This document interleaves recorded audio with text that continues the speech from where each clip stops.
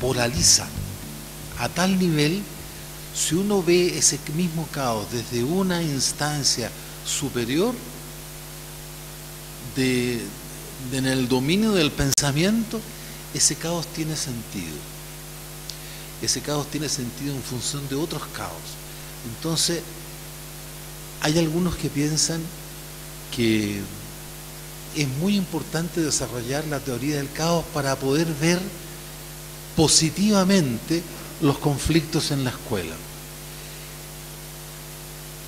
Yo llego hasta ahí, pero como no entiendo mucho teoría del caos, me gustaría que quien hizo la pregunta nos explique si esto es efectivo lo que estoy diciendo yo o no. Hay personas que creen mucho que desarrollando teoría del caos se puede llegar a ver de manera positiva los conflictos, pero no estoy seguro de eso.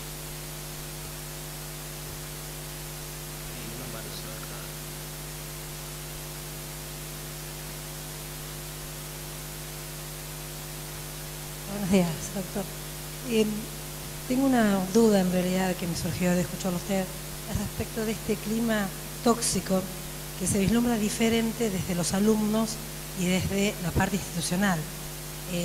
A veces los que plantean la situación de clima tóxico en la escuela son los equipos directivos o los equipos de docentes con relación a los alumnos, pero cuando uno toma la posición desde los alumnos, también los alumnos advierten una toxicidad en la relación de ellos para con sus directivos o sus docentes, en los cuales ellos se sienten excluidos, como que no los escuchan o que no tienen en cuenta sus sugerencias respecto de el impartir clases o los espacios que tienen que tener dentro de la institución. ¿De qué manera se puede acortar esta brecha o qué sugiere usted? Gracias. Sí, los climas tóxicos institucionales son cuando se crean conflictos entre todos los estamentos, digamos. Los alumnos pueden tener un muy buen clima entre ellos, pero pueden tener pésima relación con los docentes y así entonces establecen un clima institucional tóxico, porque en lugar de conversar y buscar las soluciones en el diálogo, las soluciones se buscan en el conflicto o a las patadas, ¿no? Entonces eso genera climas medio tóxicos de relaciones, ¿no?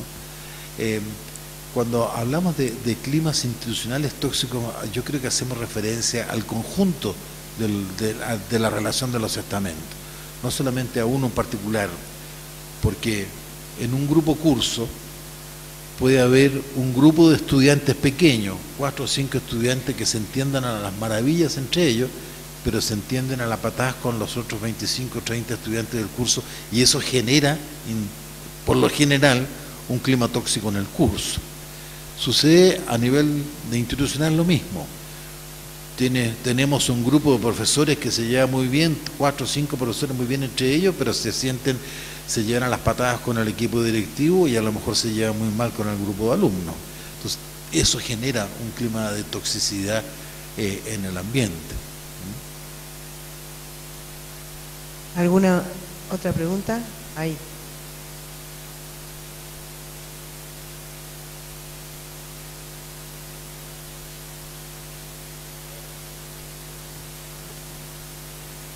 Respecto del tercer indicador del clima escolar, pregunta: las expectativas académicas no solo son de los docentes sobre los estudiantes, sino de la propia institución en los docentes y de las familias sobre la institución. De manera que el contexto extremo incide en el clima escolar. Ahí viene la pregunta, pero yo no sé dónde empieza.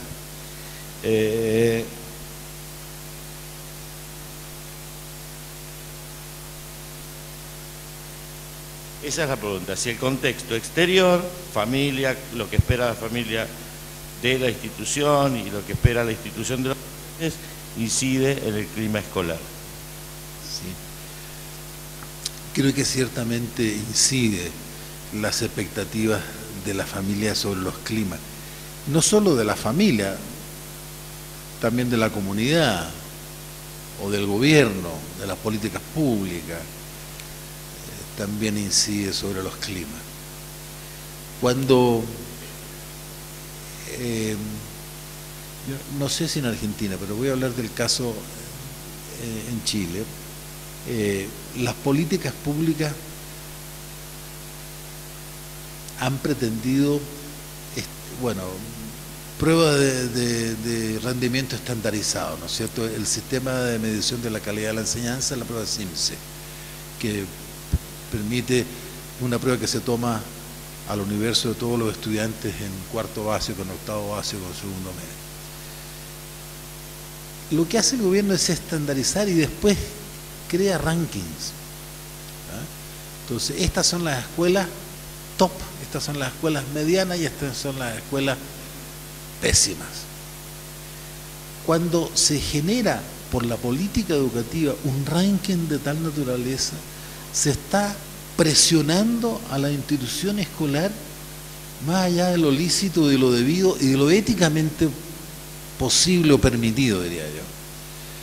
Se está comparando cosas que a lo mejor no se pueden comparar.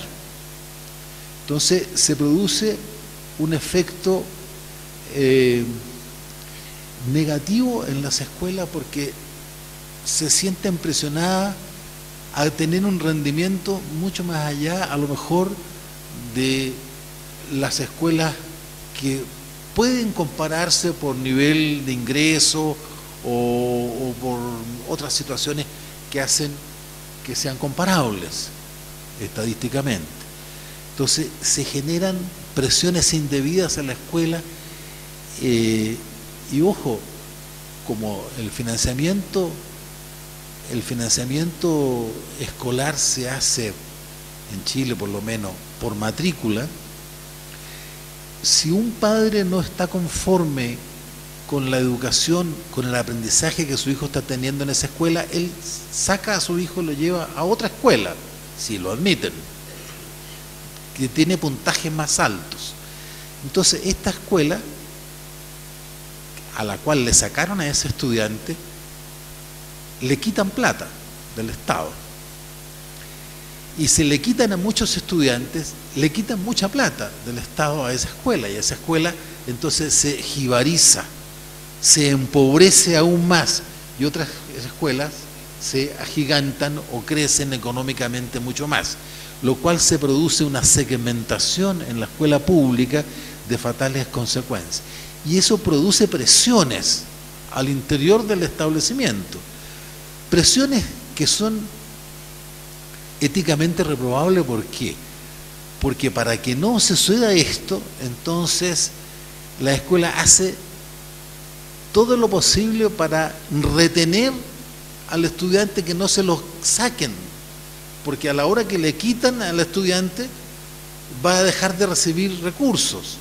Por lo tanto, hace que el estudiante pase de curso de todas maneras, o tome los exámenes, no importa lo que aprendan, pero con tal de que se mantenga en la escuela para que yo perciba el dinero. Entonces, ustedes comprenderán que entra una lógica perversa incluso en el aprendizaje escolar, que está supeditado, y esa es una presión de las políticas educativas sobre las expectativas de rendimiento académico de los estudiantes. Si a esa presión de la política educativa se le suma la presión de la familia, tenemos entonces un efecto que es muy peligroso, que es la segmentación del sistema escolar. Por eso, este tercer tema de las expectativas académicas es bastante más complejo que el efecto Pygmalion, que el efecto de las expectativas que el docente tiene sobre el aprendizaje del estudiante, porque las expectativas también dependen de la familia, también dependen de las políticas educativas y dependen, por supuesto, de todo el cuerpo docente. Y eso sucede cuando también se pierde la escala de valores, y lo que se piensa que la escuela tiene que enseñar son solamente aprendizajes cognitivos.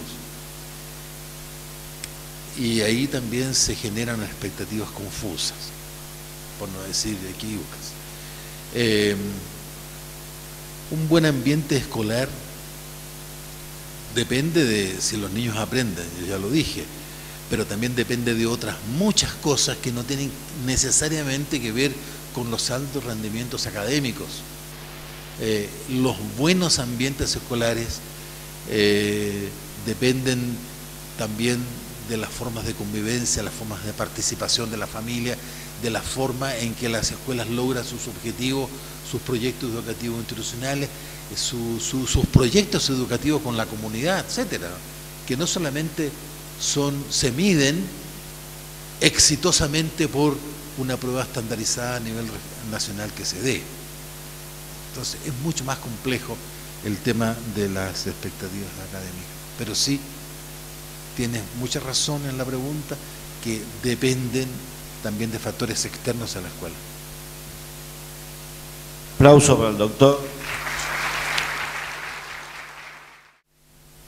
Se acercaron algunas personas después de la primera parte de la charla en la mañana, y las preguntas eran, bueno, pero ¿cómo se hace esto de generar confianza? ¿Cómo se inicia?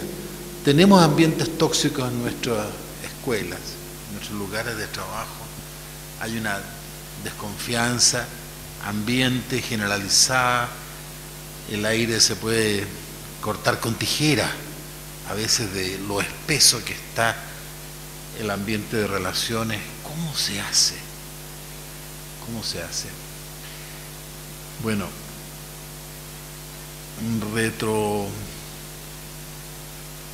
retrotrayendo la parte de la charla inicial,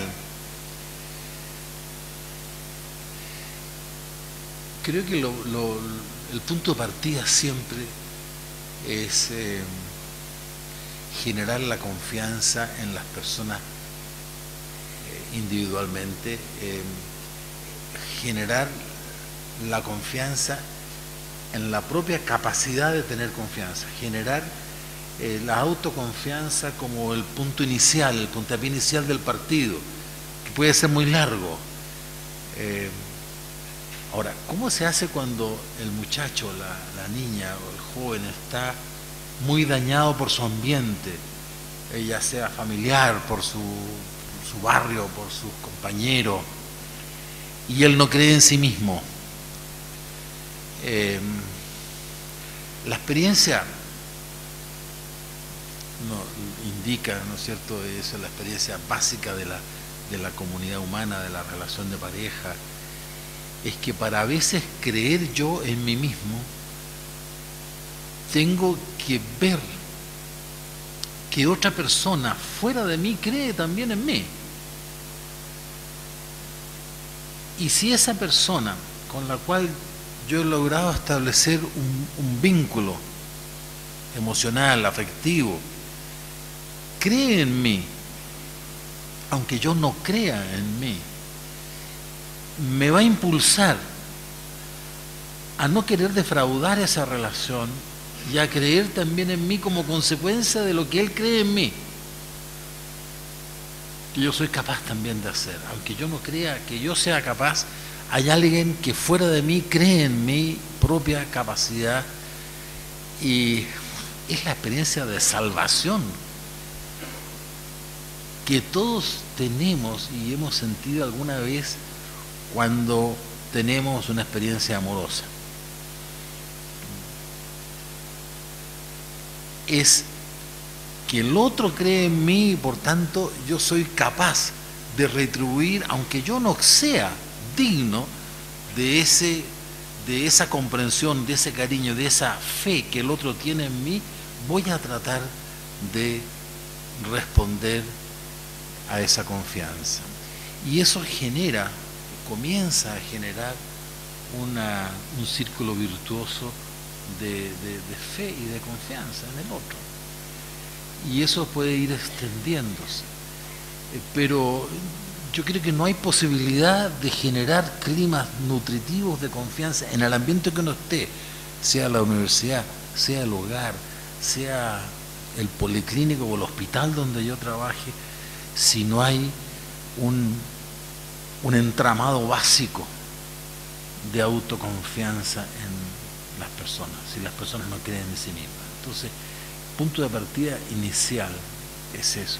Y por más tóxico que sea el ambiente, por más tóxico que sea el ambiente, siempre es posible ser salvados, tener la experiencia de la salvación que viene de afuera. Hay muchos casos, hay películas maravillosas que muestran esto. Yo le recomendaba a una pareja de personas, me preguntaba esto, le recomendaba una película que la dan mucho en el cable, ustedes seguramente la tienen que haber visto, se llama The Freedom Writers, los escritores de la libertad, que es una experiencia que está basada en un hecho real de una profesora en California que después de los disturbios raciales de los años 92, 93, ella se enfrenta como una profesora Nobel a un ambiente tan tóxico en su aula, que estaba dividida por la segregación racial, por los grupos de chicanos, los grupos de asiáticos, de negros que eran tan conflictivos, que ella logra dar vuelta a eso, primero apostando ella a la confianza de cada uno de ellos que se creía indignos, se creía incapaces de rendir en la escuela, porque eran delincuentes, estaban con esas cosas en las pulseras. El colegio no creía en ellos, los profesores no creían en ellos, pero ella logra dar vuelta el ambiente, y es bien impactante, porque los saca de sí mismo, y ahí el diario de Ana Frank juega un papel fenomenal, como para verse desde fuera. Uno, cuando se siente discriminado, a veces no le toma el peso a la propia discriminación, sino cuando ve la discriminación en otros. Entonces yo también. Entonces yo también soy capaz de hacerlo, ¿no? Soy capaz de vencer esto. Es un lindo ejemplo de cómo, a pesar de la excesiva toxicidad de los ambientes, hay personas, hay profesores que son capaces de vencer eso, porque son capaces de transmitir la confianza en uno mismo, aunque uno no crea en sí mismo. Bueno, ahora vamos a seguir con el tema de cómo trabajar los conflictos. Los conflictos, vamos a verlo, son inherentes a toda actividad humana. No hay ninguna profesión, ninguna actividad, ninguna acción social que no esté transida de conflicto, ¿no? Y la escuela es uno de esos lugares donde los jóvenes, los estudiantes aprenden a manejar los conflictos. Lo aprenden bien o lo aprenden mal, pero lo aprenden. Ahora, los conflictos solemos identificarlos como con agresión, con peleas, como algo negativo. Rara vez los conflictos los consideramos como una oportunidad de aprendizaje, una oportunidad de mejorar, de progresar. Y efectivamente, la experiencia también muestra que la madurez de las personas se alcanza en la medida que son capaces de ir enfrentando los conflictos y superando los conflictos. Si uno no tuviera nunca conflicto, sería como un niño incapaz de madurar, como vivir en la tierra de nunca jamás, se llamaba la tierra de Peter Pan, el país de nunca jamás. Los conflictos no son buenos ni son malos, son. Lo que es bueno o lo que es malo es la forma que tenemos de encarar los conflictos, porque a veces podemos evadirlos, porque a veces podemos negarlos, porque a veces podemos reaccionar muy mal al conflicto, reaccionar conflicto sobre conflicto. Entonces, podemos reaccionar mal, pero lo que importa es cómo encaramos nosotros los conflictos. Los conflictos son dinámicos y por tanto pueden irse complejizando y haciéndose cada vez más difíciles de resolver.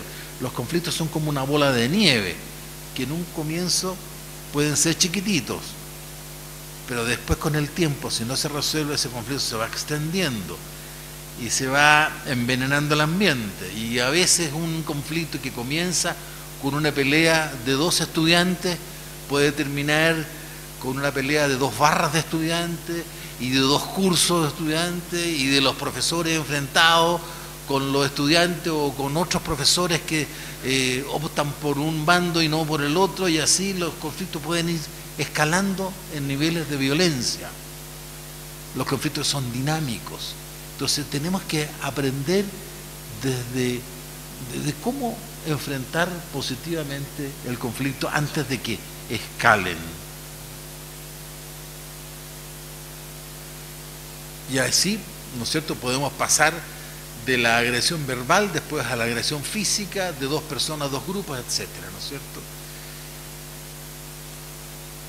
Ahora bien, aunque la escuela no aborde directamente el manejo de conflicto como un objetivo de aprendizaje, los estudiantes aprenden a abordarlos sí o sí, a partir de cómo ellos interactúan con el conflicto.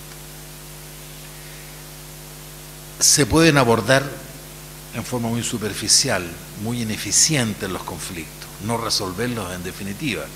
Decir, no, mira, un golpecito en el hombro, no sé, aquí no importa, no te conflictúes, no ha pasado muy gran cosa.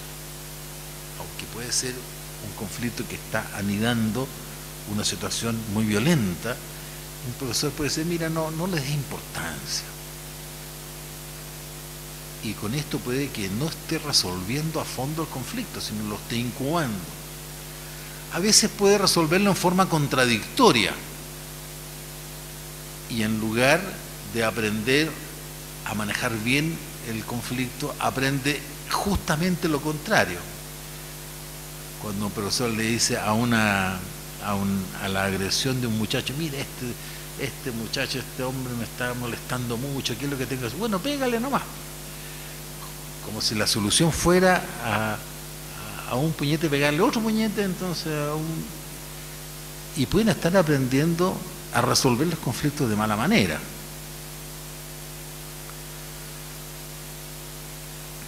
En ese caso, entonces, los estudiantes aprenden que los conflictos pueden ser algo malo, que se solucionan con autoridad. El conflicto se resuelve por una imposición. Se resolvió el conflicto, ya, se dieron las paces, dense la mano y el conflicto desaparece. A veces no. O se soluciona con autoridad, o que el conflicto no hay que exportarlo. Miren, a ver, que esto no se sepa.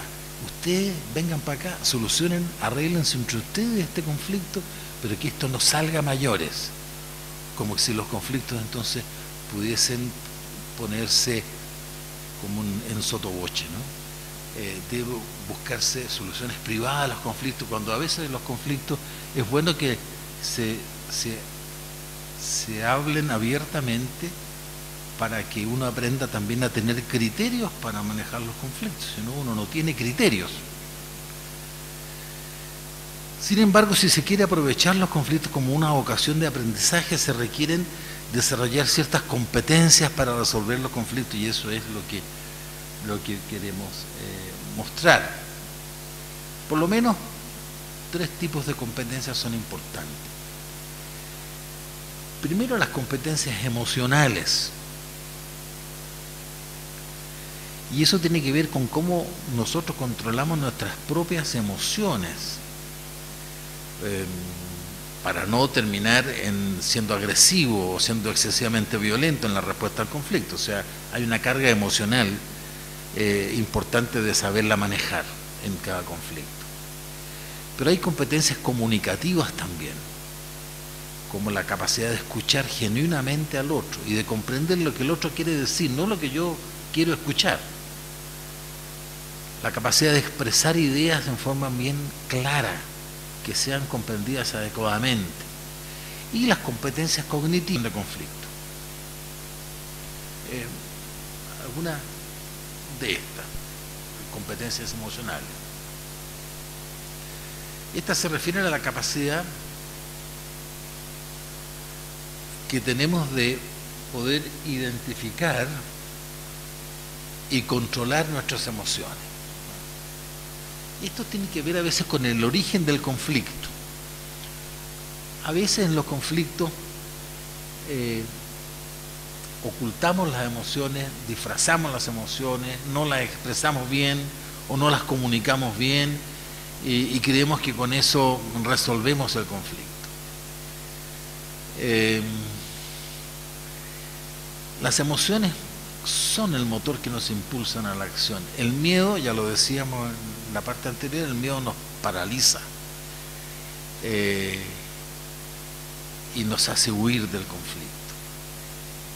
Hay ciertas competencias emocionales que se requiere, por ejemplo, para identificar el conflicto, identificar las emociones, reconocer las emociones, nombrar las emociones y manejar las emociones. Todo esto puede ser aprendido. Se pueden desarrollar las competencias emocionales.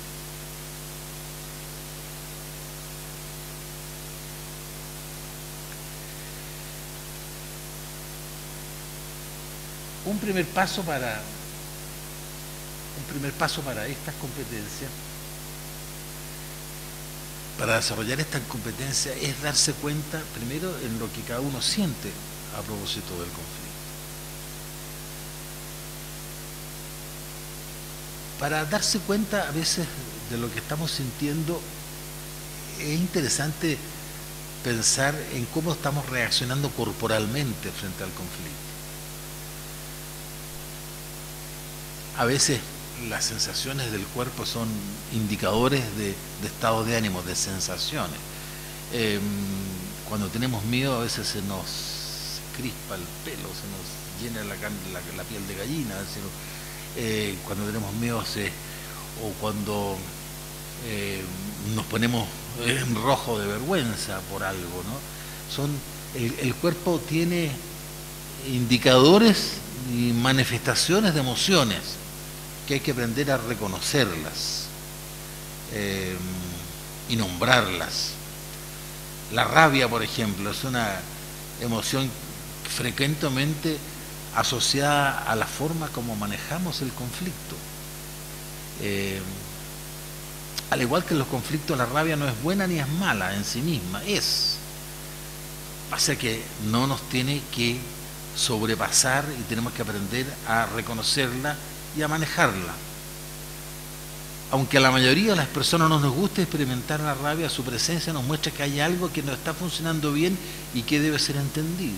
Es como la fiebre cuando el cuerpo está enfermo. La rabia puede indicarnos que enfrentamos una injusticia o están siendo vulnerados nuestros derechos o los derechos de los niños o los estudiantes. Y está bien que nos dé rabia la injusticia. Sería terrible que no nos importara nada y no sintiéramos nada y vemos un atropello a la dignidad de un profesor o de un estudiante y quedáramos como si nada. Está bien que nos dé rabia. La rabia puede ser muy poderosa si la encaminamos bien. Si la rabia es demasiado intensa, nos puede llevar a actuar agresivamente. Y si es muy baja, podemos perder la oportunidad de establecer la justicia o de luchar por nuestros derechos. Entonces la rabia no es mala ni buena, puede ser muy buena si la encaminamos y la sabemos aprovechar. Es bueno identificar los disparadores de nuestra rabia. Una vez hemos identificado los disparadores y la intensidad de nuestra rabia, estamos en condiciones de controlar la rabia. Solo cuando sabemos qué sentimos podemos calmarnos. Otras técnicas para calmarnos cuando tenemos rabia es el relajar la mente, relajar el cuerpo, son todas técnicas que se pueden utilizar.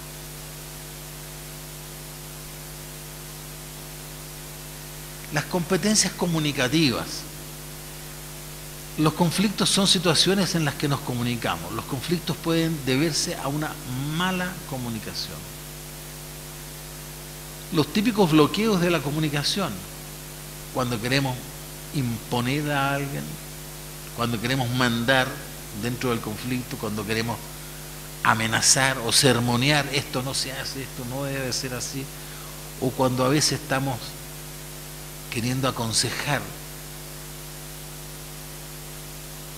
o animar o insultar, interrogar, interpretar, ironizar, son todos bloqueos de la comunicación.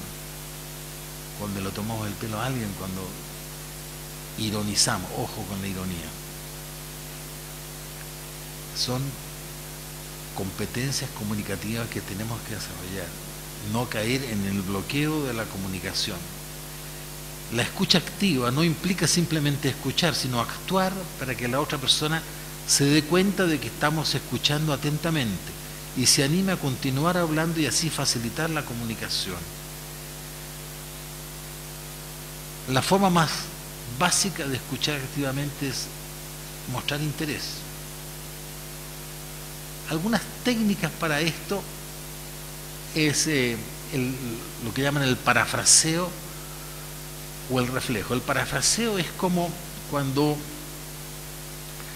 uno le dice al otro, bueno, entonces lo que tú quieres decir es esto, y uno traduce en sus propias palabras lo que el otro está queriendo decir para saber si efectivamente yo estoy escuchando bien lo que el otro me quiere decir. Ese es el parafraseo, consiste en repetir con nuestras propias palabras lo que acabamos de escuchar. Y el reflejo demuestra que nos damos cuenta de cómo se siente la otra persona y que esto nos importa. Entonces tú te estás sintiendo así, entonces tú te sientes de esta manera. Son formas de comunicación que nos ayudan a mejorar nuestra comunicación, entender realmente lo que el otro está sintiendo. Y por último, las competencias cognitivas, es esto que decíamos de la toma de perspectiva, ponerse en los pies del otro, en los zapatos del otro, tomar una cierta distancia y también entender cuáles son los elementos del conflicto en juicio que están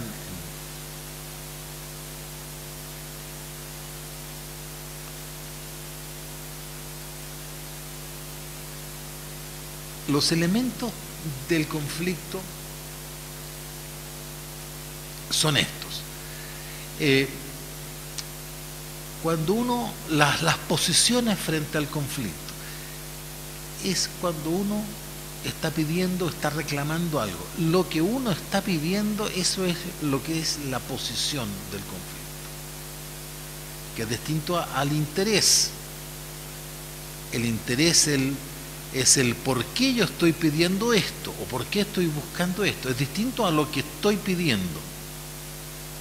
Cuando a veces confundimos posiciones con intereses, agravamos el conflicto.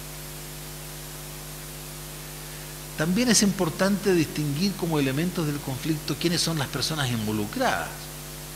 ¿Qué relación tienen las personas en el conflicto? ¿Qué emociones tienen? ¿Qué valores están en juego? ¿Cuánto tiempo lleva el conflicto entre las personas? ¿En qué momento se da el conflicto? ¿En qué momento estalla el conflicto?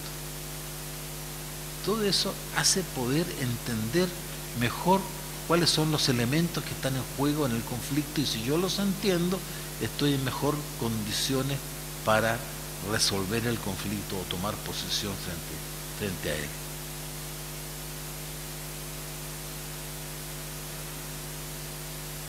Y esta es casi un checklist para ver cómo enfrentamos el conflicto. ¿Quiénes son los protagonistas? ¿Cuáles son las partes en el conflicto en las cuales?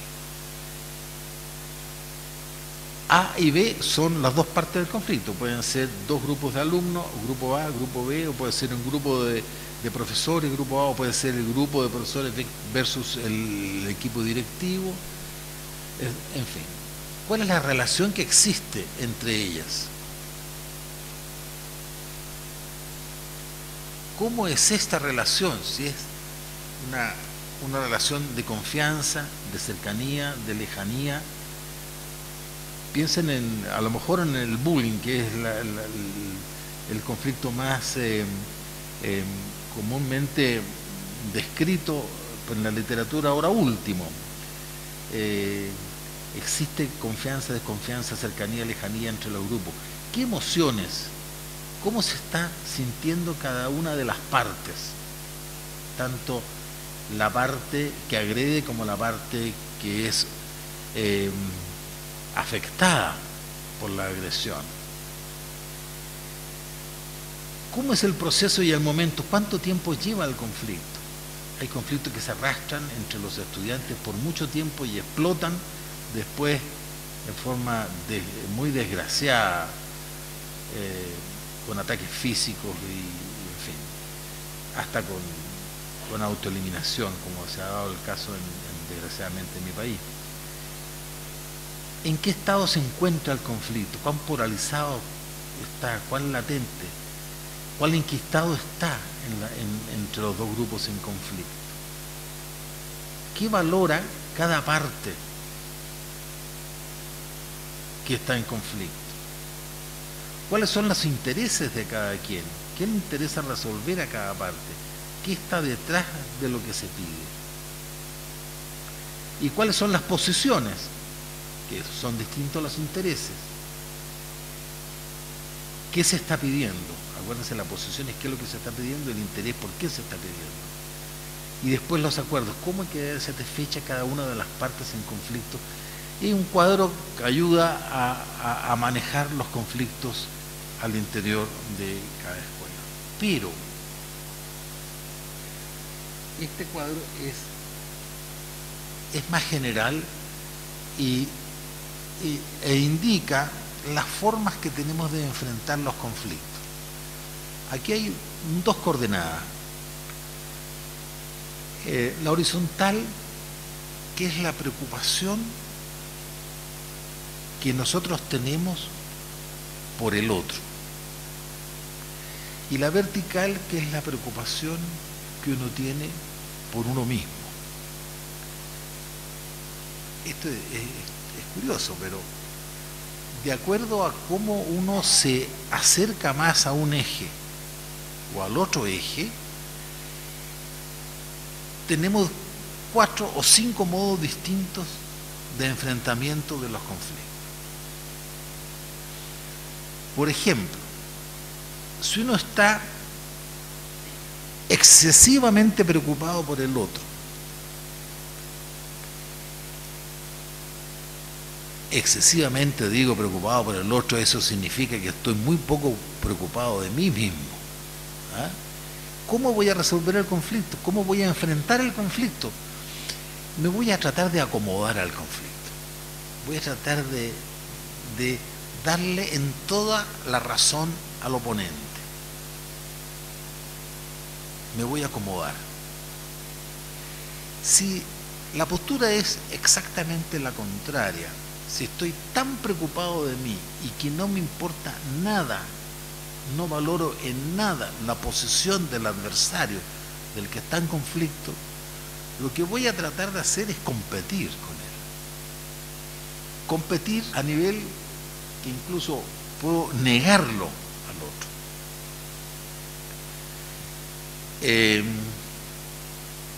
Y hay muchas maneras de negarlo. Hasta me puedo, si soy un criminal, puedo hasta eliminarlo al otro.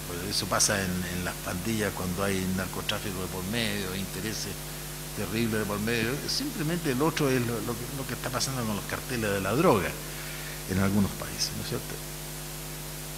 Evito, es decir, la manera de enfrentar el conflicto es eliminando al adversario. Y la otra, la opuesta, como ya les dije, es acomodándome totalmente a lo que el otro dice, a condición de negarme yo mis propios intereses o deseos. Esos son los extremos opuestos, la acomodación y la competición.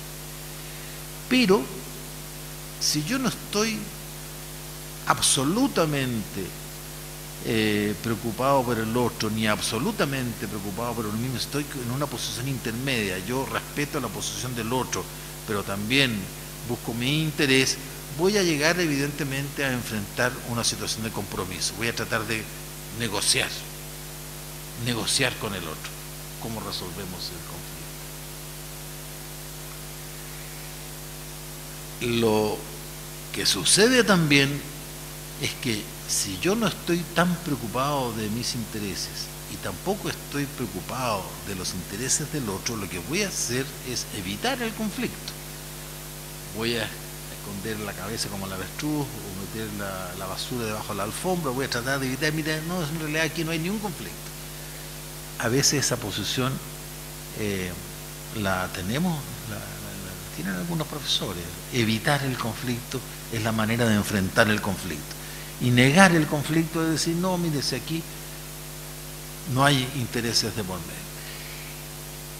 En cambio, si yo tengo alto interés por el otro, pero también tengo una suficiente preocupación por mis intereses, lo que voy a tratar de hacer para solucionar el conflicto es colaborar con el otro. Entonces, la actitud de colaboración me hace a mí aprovechar el conflicto como una situación de aprendizaje. Aquí lo que se dice es estamos apostando a ganar-ganar. Gano yo, pero también gana el otro. Eso es una manera de buscar la colaboración frente al conflicto. Entonces, fíjense que estas 5 maneras son distintas y depende de la personalidad de cada quien, y a veces algunas de estas maneras son prevalecientes en la institución escolar. Me gustaría hacer esto es como casi como un ejemplo de reflexión personal. Aquí hay una serie de afirmaciones, 15 afirmaciones. Entonces, si ustedes pudieran hacer el ejemplo, no creo que tengamos tiempo, o si quieren podemos intentar hacer el ejercicio ahora para saber en qué posición de las 5 estamos nosotros para enfrentar los conflictos, o en qué posición estaría la escuela en promedio para enfrentar los conflictos. Por ejemplo, aquí la escala es 1 es muy rara vez, 2 es algunas veces y 3 frecuentemente. Entonces podemos ir sumando el puntaje.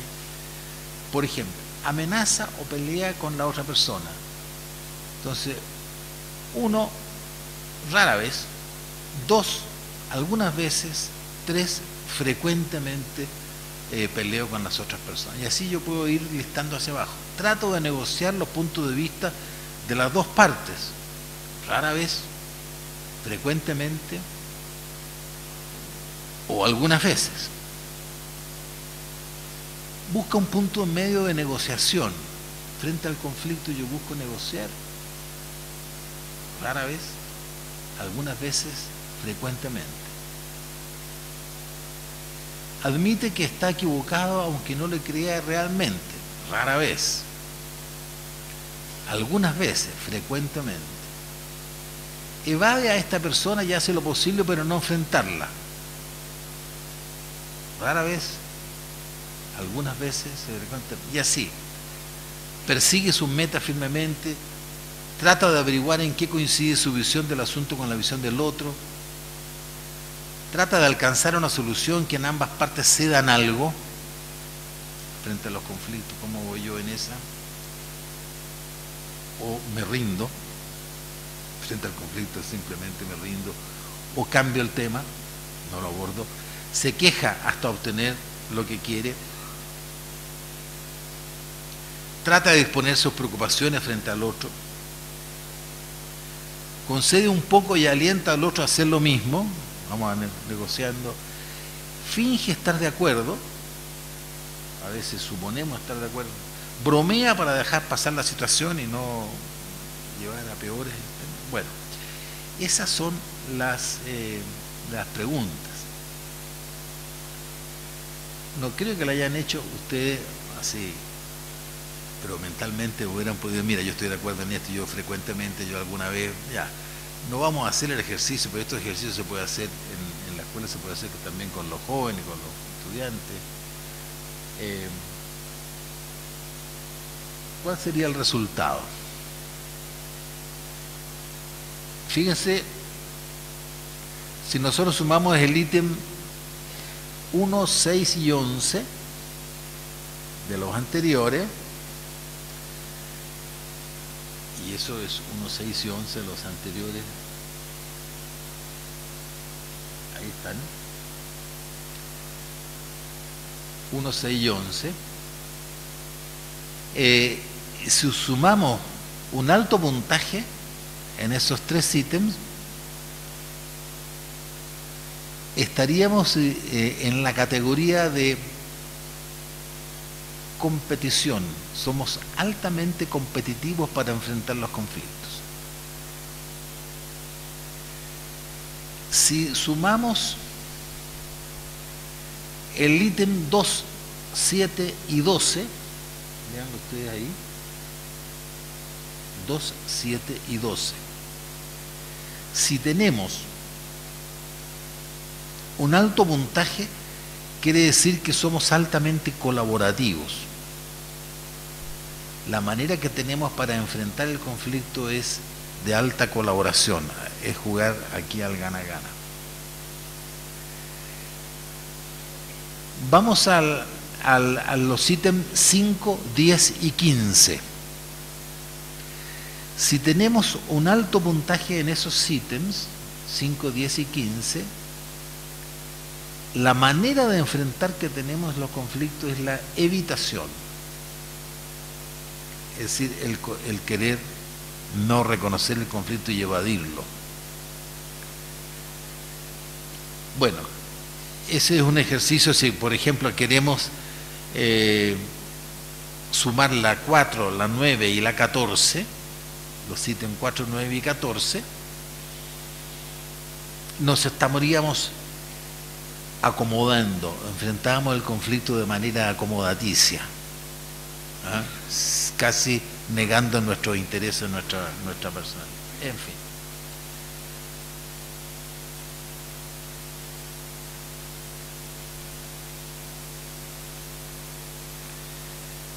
Bueno, hay como 3 mecanismos alternativos para buscar soluciones a los conflictos de la escuela: la negociación, la mediación y el arbitraje. La diferencia es básicamente la siguiente. En la negociación, las partes buscan una solución por sí mismas. ¿Sí? Hay un conflicto entre dos grupos de estudiantes y ellos comienzan a negociar, bueno, cómo van en la parada, cómo van a resolver, cómo van a enfrentar el problema. La mediación, en cambio, aquí interviene un tercero que es neutral, que ayuda a las partes a llegar a un acuerdo, pero que la solución siempre es de las partes en conflicto, nunca es del que interviene como neutral. Y hay muchas experiencias de mediación escolar, que esta ha sido una experiencia que se ha desarrollado mucho en algunas partes. España tiene varios ejemplos y hay toda una escuela de mediación para enseñar a los estudiantes a mediar entre ellos en los casos de conflicto.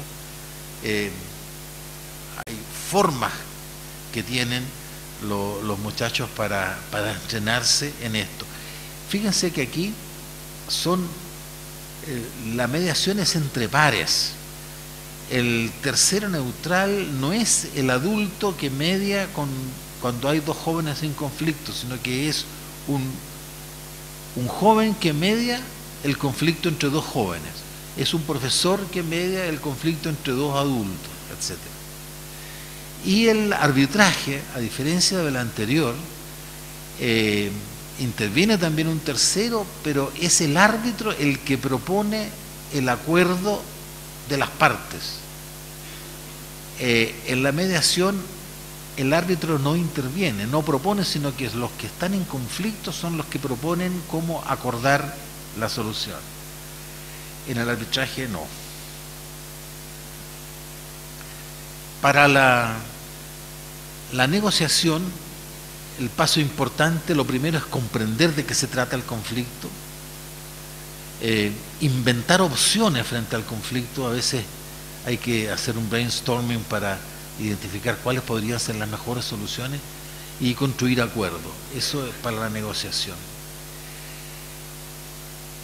Para la mediación, lo importante es cuáles son las reglas y el proceso de mediación. Acordar primero las reglas y la forma en que se va a hacer el proceso de mediación. Tienen que estar todos, las dos partes en conflicto tienen que ponerse de acuerdo en cuáles van a ser los procedimientos. La presentación de las perspectivas de las partes en conflicto. Primero escuchar una parte y después escuchar la otra parte. Después proponer a los bandos en conflicto, a los dos jóvenes que están en conflicto, supuestamente, o los dos grupos de estudiantes, una lluvia de ideas sobre alternativas de solución del conflicto. Después, evaluación de estas alternativas para construir finalmente los acuerdos del conflicto.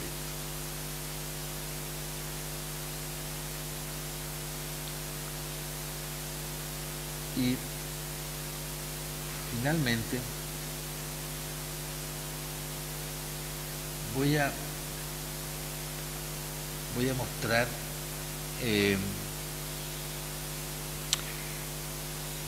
un decálogo para comprender y abordar la violencia escolar que elaboramos en el Congreso Iberoamericano de Violencia Escolar que tuvimos en Santiago hace un par de meses, en junio. Tuvimos un congreso iberoamericano, el quinto congreso iberoamericano. El cuarto congreso de violencia escolar fue realizado aquí en Mendoza.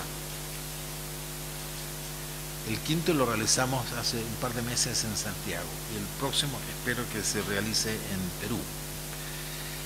Después de 3 días de presentaciones, de ponencias y de charlas de especialistas sobre el tema de la violencia y el abordaje de la violencia y de la convivencia escolar, pudimos hacer una síntesis al modo de un decálogo de 10 normas, leyes sobre cómo comprender y abordar la violencia. El primero de estos mandamientos, digamos, es: la violencia escolar debe ser discutida en el marco de la convivencia escolar y entendida como una resultante de las maneras de enfrentar las dificultades de la convivencia. O sea, en la violencia, esto es muy obvio, ¿no es cierto?, es una cara de la convivencia y no se puede entender la violencia sin entender las maneras que tenemos de las dificultades que tenemos en la convivencia escolar. La segunda es: la lucha por una escuela libre de violencia es la lucha por una educación de calidad. Y el elemento que más influye en la calidad de la educación es la calidad de la convivencia. Eso está muy probado. Las investigaciones que la UNESCO ha hecho en el laboratorio de la medición de la calidad de la enseñanza, los 2 estudios latinoamericanos que ha hecho, resulta que la variable más determinante en afectar los resultados de aprendizaje de los estudiantes en todos los países de América es la calidad de la convivencia escolar. la calidad de la convivencia explica más del 60% de la varianza en los aprendizajes escolares. Tercer mandamiento: la violencia escolar es un problema social que trasciende el sistema escolar. Esta también es otra verdad, pero grullo. No podemos abordar la violencia sin desconocer o desconociendo que la escuela está inserta en un ambiente de violencia y que muchas veces la supera, ¿eh? Y muchas de los problemas que la escuela vive de violencia son problemas que trae la comunidad desde afuera de la escuela. Sin embargo, eso no quiere decir que la escuela no tenga una parte importante de violencia per se, que le añade a la violencia. No, la violencia escolar no es solamente fruto de la violencia exterior, sino que también la violencia escolar le añade algo propio.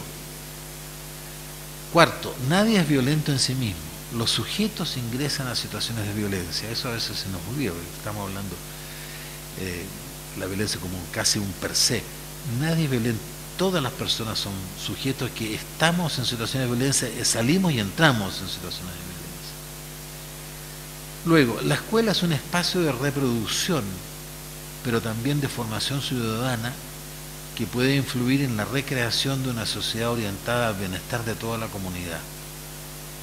La escuela es un espacio de reproducción de la violencia, de la convivencia también, pero es un espacio de formación. La escuela añade algo y puede influir en generar una sociedad orientada al bienestar. Sexto, abordar la violencia escolar es responsabilidad de todos los actores de la sociedad, no solo de las escuelas. Por esto que decíamos recién de que la violencia social permea la violencia escolar. Entonces la solución hay que buscarla no solamente entre los profesores y los estudiantes, sino que es responsabilidad de todos los actores de la sociedad. Séptimo, no basta reaccionar frente a la violencia. Es necesario construir una convivencia positiva y nutritiva para el bienestar de todos. No solamente hay que denostar la violencia, es necesario construir una convivencia positiva. Luego, es necesario escuchar y conversar sobre las experiencias y argumentos de todos los actores que la realizan o que sufren directa o indirectamente la violencia. No hay otra manera de enfrentar la violencia que escuchando y conversando con todos los actores que la experimentan. Noveno, la efectividad para combatir la violencia escolar requiere sistematizar, evaluar y ajustar permanentemente las líneas de intervención que se realicen. Es necesario tener una actitud de conocimiento, de investigación, actitud investigativa frente a la violencia para hacer más efectivo el combate a la violencia. Se requieren sistematizar, evaluar y ajustar experiencias y líneas de intervención para que sean efectivas. Por último, la violencia escolar no debe tratarse como un espectáculo. Tenemos que cambiar la manera de mirar la violencia y abordarla en forma interdisciplinaria e involucrando a todos los actores. Ese serían el decálogo con los cuales nosotros concluimos el Congreso Iberoamericano de Violencia. Son muy obvios algunos, pero es necesario recordarlas. Y con esto yo quería dar por terminada esta presentación.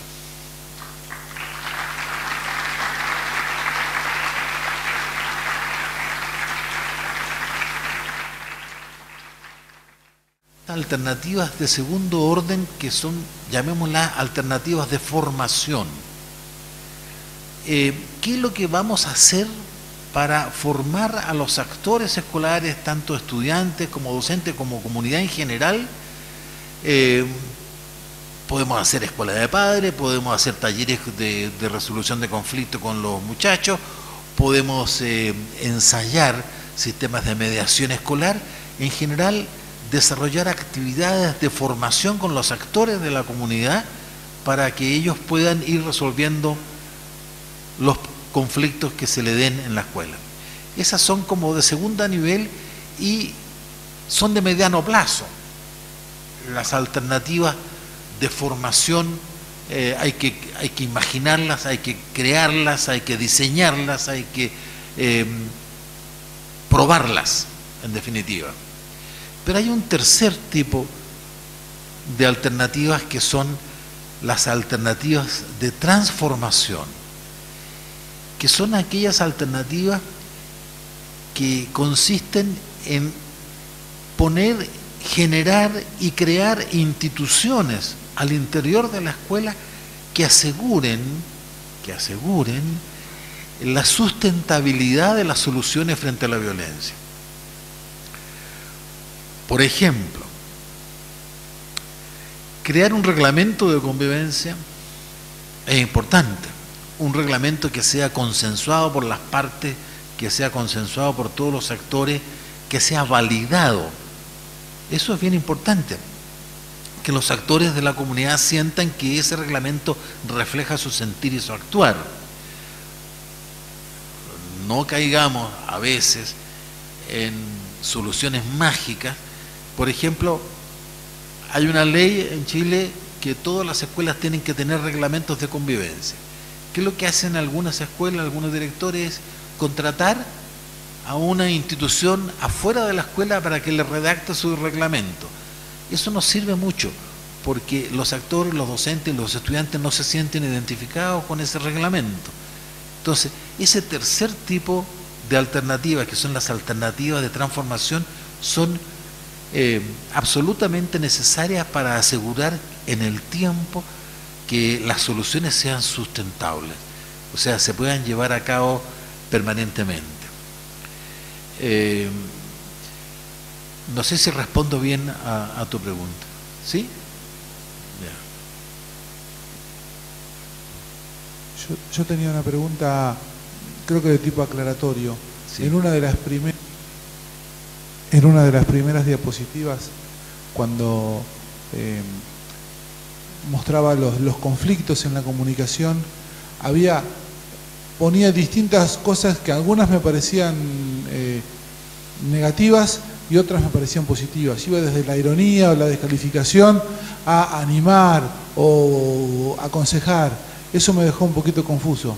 ¿Cómo podían estar categorías tan distintas puestas como...?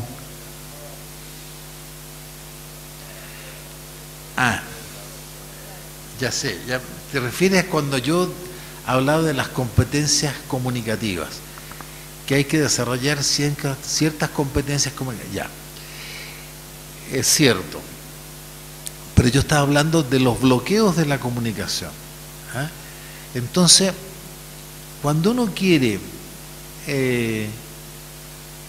comunicarse, uno no puede poner ciertas trabas, ciertas trampas a la comunicación, por así decirlo. Una trampa, por ejemplo, es querer sermonear al otro. Entonces, estamos enfrentando un conflicto, entonces, no, lo que tú tienes que hacer es tal y tal y tal cosa. Bueno, la persona que está en el conflicto le estás bloqueando la comunicación. El otro se pone, ¿sabe qué más? No me diga más. Yo no vine aquí a recibir un sermón, sino que quería yo dialogar y buscar soluciones de la comunicación. Entonces hay ciertas trampas en la comunicación. El sermoneo es una de ellas. El aconsejar, que puede ser muy bueno en una cierta hábito, en ciertos hábitats, el aconsejar a veces bloquea la comunicación también, porque uno se pone paternalista. Y el paternalismo es una forma de negar la comunicación. Siempre soy yo el que tengo la razón y tú eres el que no sabes nada, por lo tanto yo te empiezo a aconsejar y aconsejar para que obres bien, según mi criterio, no según el tuyo.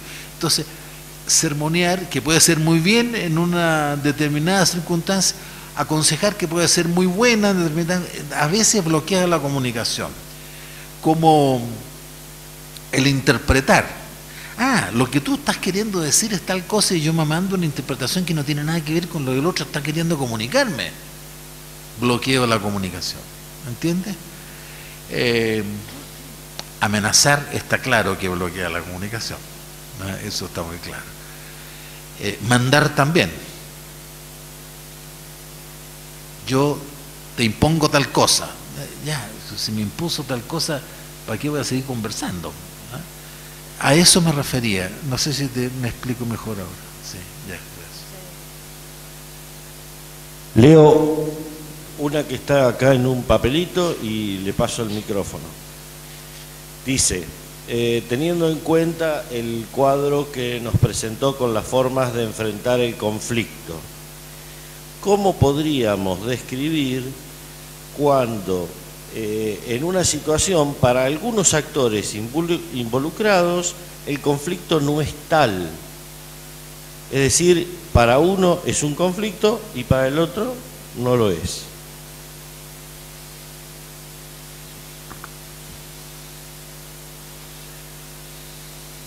Ese es el conflicto.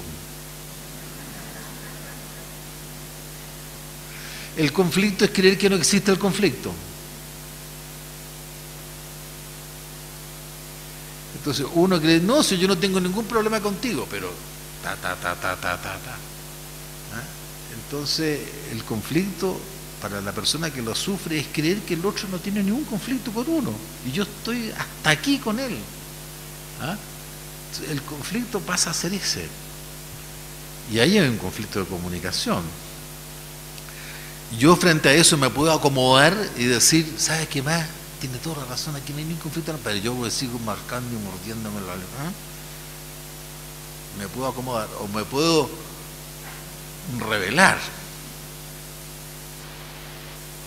Y el otro se va a espantar entonces frente, pero ¿cómo si yo nunca pensé que te estaba haciendo tanto mal? Bueno, ahí se empiezan a destrabar las cosas, pero los conflictos a veces no reconocer el conflicto produce conflicto.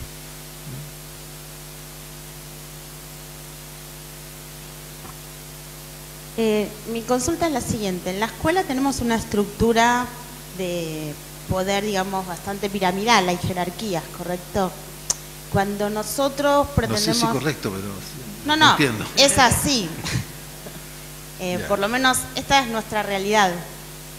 Cuando nosotros pretendemos resolver algún tipo de conflicto a través de una mediación o de un arbitraje, entiendo por lo menos que sería ideal ponerse en un plano, digamos, más de igualdad. O sea, ¿cómo conviviría esta estructura de la escuela jerárquica con una resolución de conflictos a este nivel? Ya, estamos siempre suponiendo que la escuela tiene algunos rasgos básicos de democracia, ¿ya?, para resolver los conflictos, porque cuando la escuela es autoritaria, pues ni modo, va a vivir en un conflicto permanente. Cuando la resolución de todos los problemas es el garrote y es bajar la norma y bajar la ley desde arriba, entonces la situación de esa institución es bastante difícil.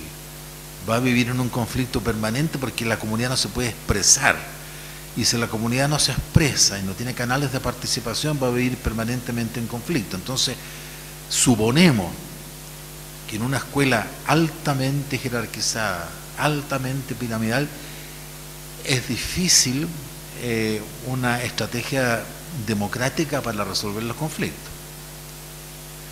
Ahora, si suponemos que existe una cierta apertura en esa institución para generar, por ejemplo, entre los estudiantes diálogos de mediación, bueno, ese es un principio fundamental para que se comience a iniciar una cierta participación democrática en esa institución. Y ahí entonces hay que formar a los estudiantes en cómo hacerlos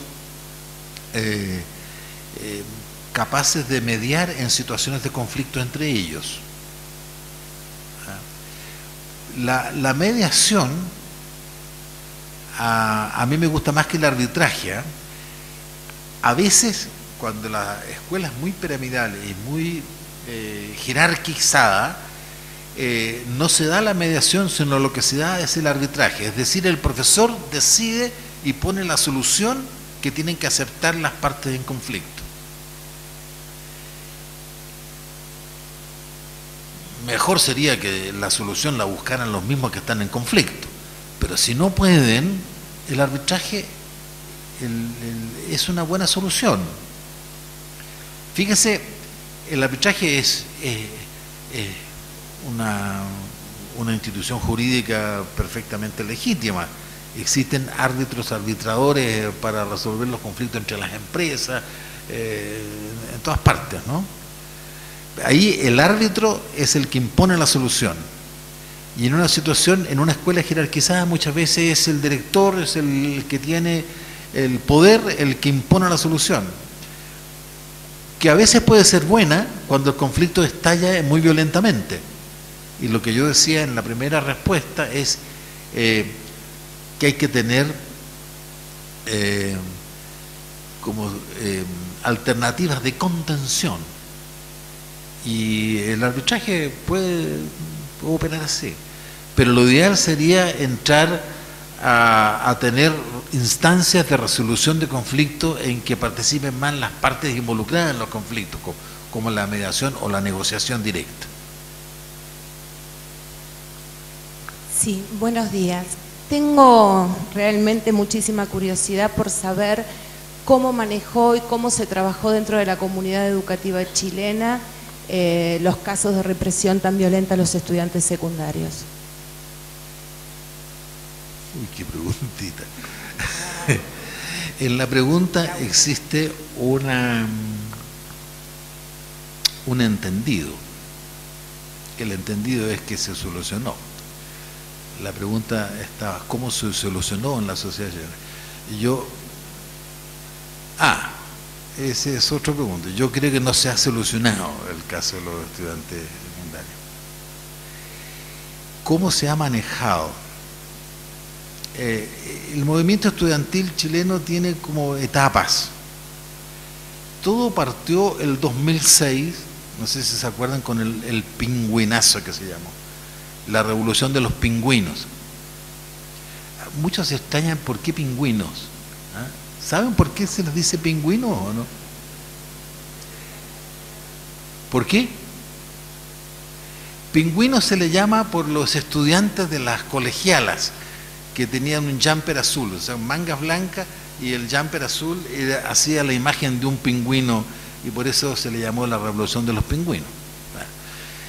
El 2006 era presidenta Michelle Bachelet, y ella encara el conflicto diciendo, vamos a crear una comisión, y fue una supercomisión de 82 personas, en que participaron de la oposición, diputados, senadores, académicos, estudiantes del movimiento estudiantil, y para buscar una solución.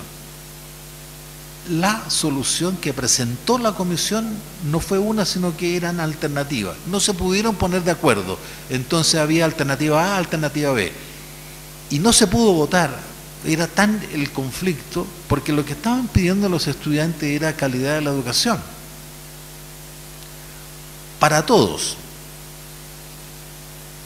Y gratuidad. Son términos sumamente complejos de llegar a la gratuidad que alcanza a todos los universitarios, hasta la secundaria. La calidad, ¿cómo se mide la calidad? ¿Quiénes son? Bueno, entonces el conflicto se resolvió con una segunda comisión chiquitita, reducida a congresistas, diputados. Y ahí levantaron las manos, estaba la ministra de Educación en ese tiempo, levantó las manos con la derecha y con la izquierda y grandes aplausos. No pasó nada. A la larga fueron 4 años de discusión o 2 años de discusión después de la presentación. Sí, pasó en realidad que se cambió la Ley General de Educación, entonces se le introdujeron algunas variables importantes, pero no se solucionó el tema de fondo que estaban pidiendo los estudiantes, que era no a la municipalización, sí a la gratuidad y otras cosas. Pasó el gobierno de Michelle Bachelet, vino el gobierno de Piñera, el 2011 estalla nuevamente, pero esta vez los pingüinos ya habían crecido y estaban en la universidad y fueron los mismos que los que se tomaron las calles